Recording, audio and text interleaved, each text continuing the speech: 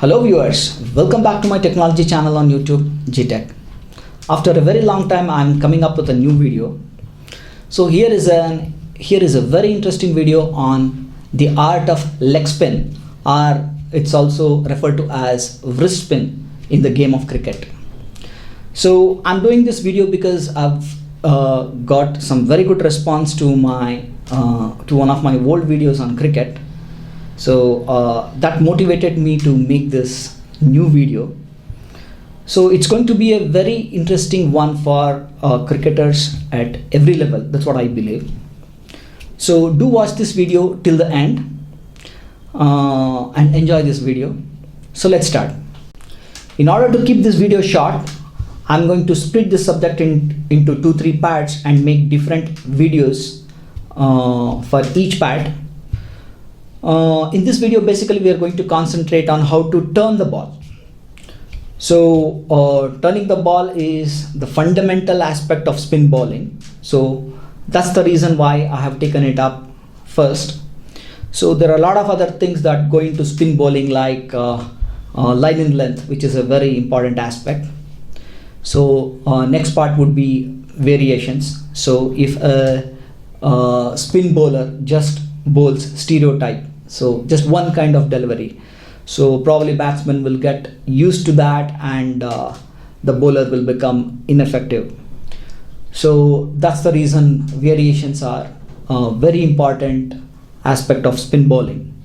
So other than that, there are also certain other special aspects, like for example there is something called as Magnus effect, wherein through flight you can control the ball where it dips and other things. So even that I'm going to cover in subsequent videos. So while doing that videos, let us also take up while doing that particular video, that is special aspects. So we'll also look into the science of spin bowling. We'll look into certain aspects from physics. So these are some fundamental aspects that you need to keep in mind in order to bowl leg spin. The first thing is, so for example, say this is the way how I grip the ball. So you might be gripping the ball in some other manner. It might be slightly different than this. Maybe you learned that from a coaching manual or from your coach or whatever. End of the day, if you are able to spin the ball, well and good. So my way of gripping the ball is this. Okay, and then at the time of release I give the ball a spin. That is the first thing. So the ball is spinning at the seam like this. So now the next thing that you need to keep in mind is the seam should be pointing towards slips. So that's the direction that the ball is going to turn. So again, the angle of the seam depends on how much spin you can actually impart to the ball. If you are able to spin the ball heavily, in such a case you can keep this angle higher, which means you will be able to give a sharper turn. So if you are a medium medium speed spinner or whatever you call it, then this angle needs to be a bit less. So actually you can also control the amount of turn that you want to impart in this method. So basically the ball will be spinning like this, and you will have hurled the ball at the batsman. You would have released the ball at the batsman like this. So it would be traveling like this, and at the same time it would be spinning like this. And then when it pitches, for example, when it pitches, then due to the friction, so it's going to turn in the direction of the seam. So usually if you have given it enough amount of spin, it would turn sharply. So like this.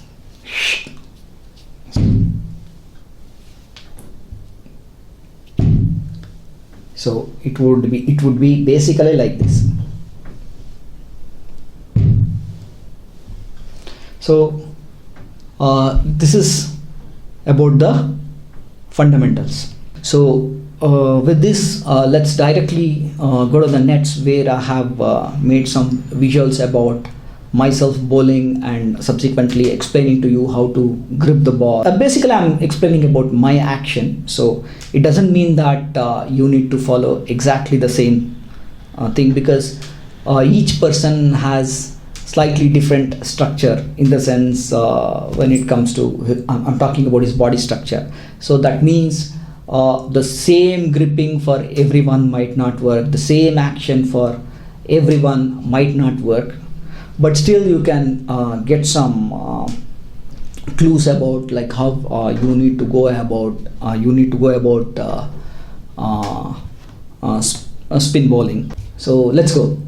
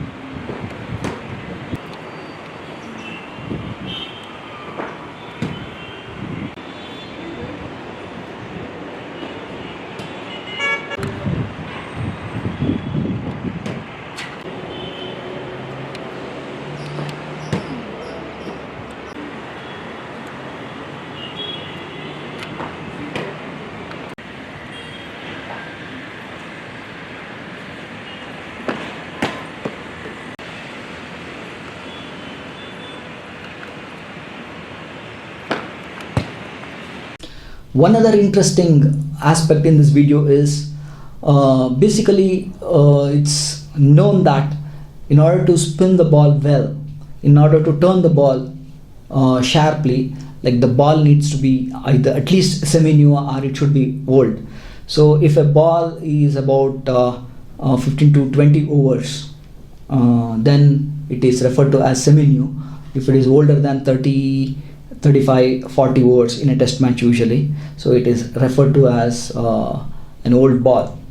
So an old ball has enough rough on it so that it can be gripped and spun properly, and also like when it pitches on the pitch, so it would have enough grip on the pitch, or say it would have enough friction in order to change its direction. So what I'm trying to tell here is, so I have tried to demonstrate it.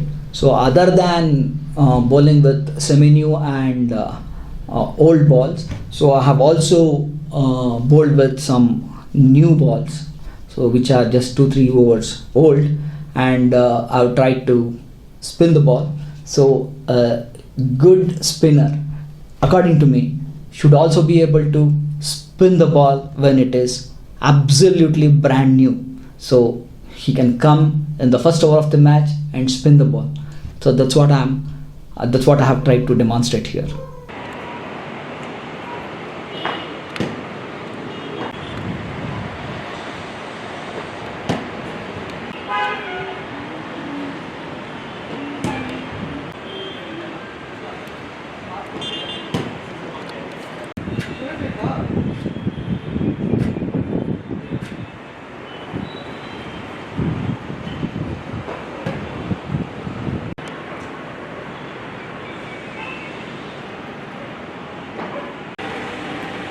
So as you can see here, so my way of gripping the ball is like this. So I use the 3 fingers like this.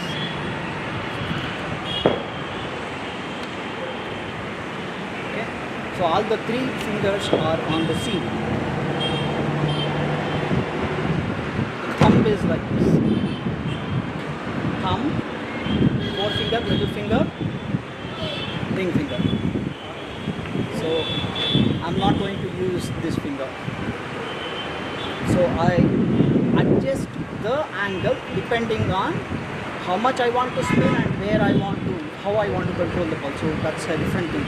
So in the end, the idea is, so when I complete my bowling action, the ball should land in the angle which I specified earlier, so that it spins in that way. So I also control the pace of the delivery in order to give the amount of spin that I require. Like if I bowl a bit faster, it will be the spin will be a bit less. Else, if I bowl a bit lighter, so I can impart more amount of spin, so large amount of spin. So likewise I can control it. So one other thing is, so this is the way that I'm gripping the ball. So the next thing is, like you might have observed in my bowling action, so I use the wrist to give the ball the required amount of spin. So see here, so I use the wrist and then the shoulders, so in order to give the ball the right amount of spin. Okay, so obviously, like I don't know, like basically when people talk about leg spin, they say that wrist plays almost every part of the role to spin the ball. But according to me, like I believe that I use fingers, I use my wrist, and then I use my arm, I use my shoulder. So I use every part of my hand almost to give the ball the maximum amount of spin that is required. Like you might have observed, like I will just show you right now. Okay.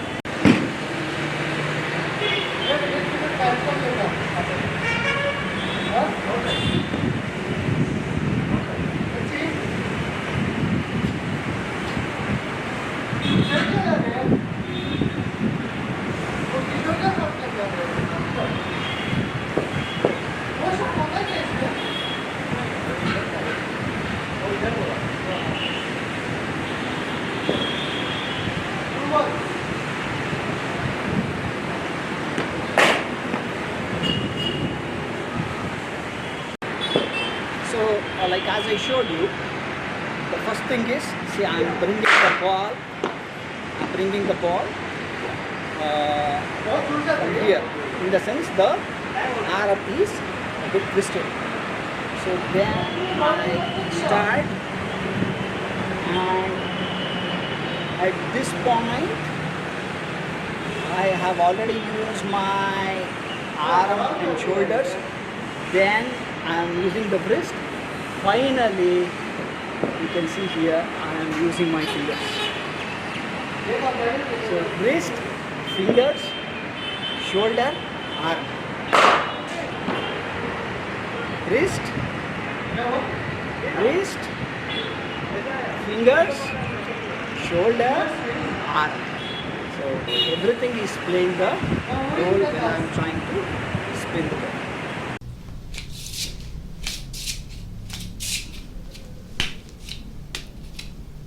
So you might have observed this with many bowlers, so especially spinners. So usually especially leg spinners, so they tend to do like this. So when they are stationary, so when they're not bowling, so it would have become a habit for them to just spin the ball in their hands. So basically what it does is, like, it strengthens the required muscles for actually spinning the ball or turning the ball. So I would suggest youngsters to follow this and practice this whenever they get time. So basically, see, it's going to strengthen the fingers, it's going to strengthen the wrist, so these muscles. So these are very important in order to give the ball a good spin. So also, one other aspect that I've observed is most of the leg spinners, like they need good shoulder strength. So when you bowl a flatter delivery, when you bowl a faster delivery, so you need a lot of strength. So you also need to work on your shoulders. So I believe that a leg spinner who can also bowl a medium pace delivery at about 120 kilometers per hour, so that will be very useful in the sense, like basically he would have very good endurance and strength to bowl the required amount of overs in any match. So this is one very important tip. Let's go back to the nets and look into some more visuals of my bowling action from different angles.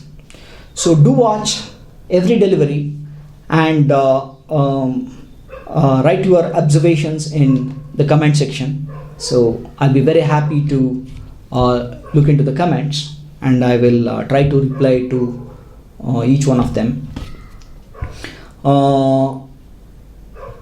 My next video will be on how to bowl googlies. So that is the reason why you need to subscribe to my channel and click on the bell button. So if you do that, you will get notifications. So now let's directly go to the nets and see.